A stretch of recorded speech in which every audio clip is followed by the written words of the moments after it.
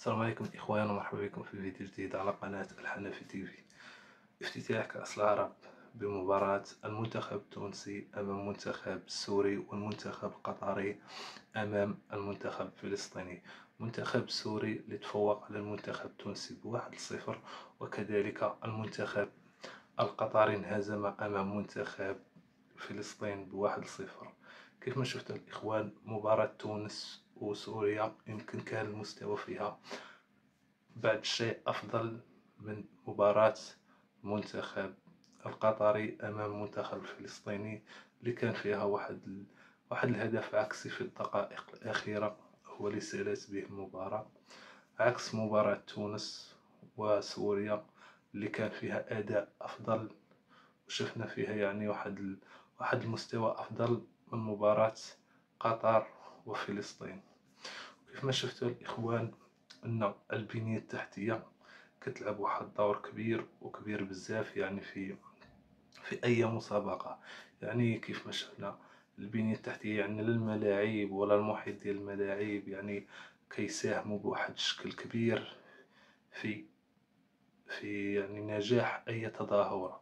يعني لو شفنا كأس العرب هذا منظم في شي دولة أخرى غير قطر، يمكن كانت غادي تكون واحد المتابعة يعني إعلامية وعلى مستوى الجماهير قليلة بزاف، عكس ما شفناه الآن. يعني قطر معروفة يعني بواحد الملاعب اللي عالمية، يعني أي واحد كيحلم يزور هادوك الملاعب ويتفرج في المنتخب ديالو كيلعب في هادوك الملاعب، يعني الملاعب المونديالية اللي أحسن ما كاين في الملاعب في العالم كاينين في قطر. هذا واقع الإخوان.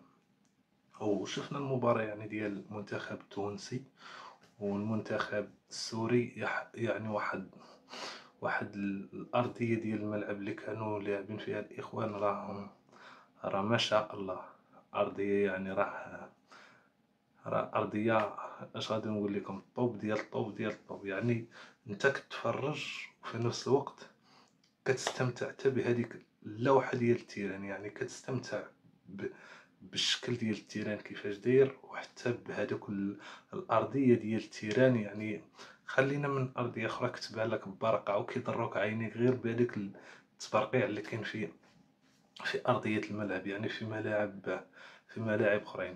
يعني كيف ما قلنا الاخوان، البنيه التحتيه يعني راه كتلعب دور كبير في